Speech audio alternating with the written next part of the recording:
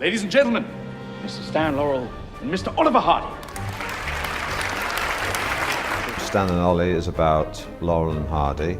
These two old friends who just happen to be the most famous comedy duo who have ever lived. No! The beautiful thing about this story was you go inside of their relationship and we try to capture like what happened to create that magic. It's about friendship and love between two men. It'll make people laugh and it'll make people cry.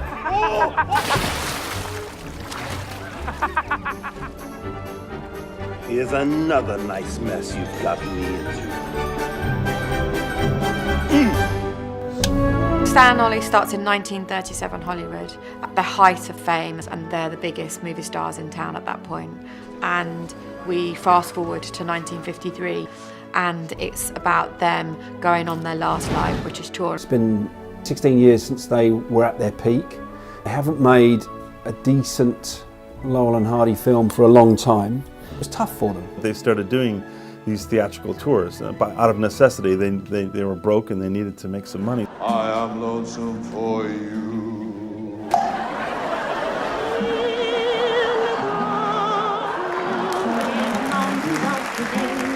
We were very lucky because we got our #1 choices in both roles. Steve was the first person and the only person I met about it, and John C. Reilly the same. I thought it would be difficult, because it's quite a hard thing to pull off because they're these two iconic figures who are so well known and well loved.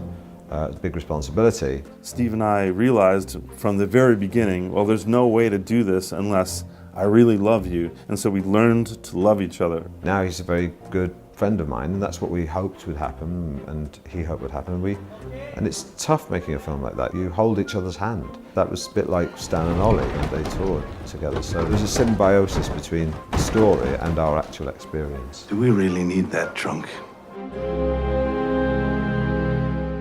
So the whole process of making Steve and John into Stan Laurel and Oliver Hardy was a long one, you know, particularly getting Hardy right, because there was a lot more prosthetic involved for John. There was the fat suit that had to be made, the facial stuff, there was contact lenses, there was wig. I mean, John spent 3 hours in makeup every day. It was unbelievable.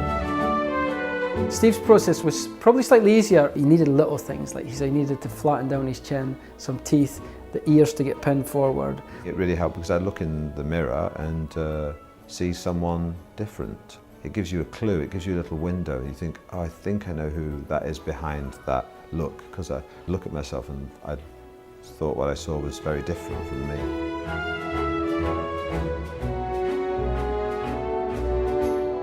When they first walked out, it was kind of like a teary moment. All the crew were there and everybody just started applauding because it was just incredible. It would have been nice to say hello to my husband without immediately being pressed into one of your skits. We were lucky enough to work with Shirley Henderson and Nina Arianda. Nina plays Stan's wife and Shirley plays Ollie's wife. And they come along and they're their own sort of duo too. I've worked my entire life to get where I am. Well, hey, I had a job. Yeah, poo-poo, script lady. Well, how's your acting career these days? No. Yes. The reason why we didn't want to do a sort of relatively conventional biopic was we wanted to create something which new and old audiences could enjoy. Laurel and Hardy have huge fans around the world. They show that there's something timeless about certain kinds of comedy. The reason they stand the test of time is because they were utterly unique. It's a very universal story. It's about love, it's about friendship, you know. It's about relationships, you know. And if you've got a heart, you're going to love this film. If you're a bit of a softie, you're going to love this film.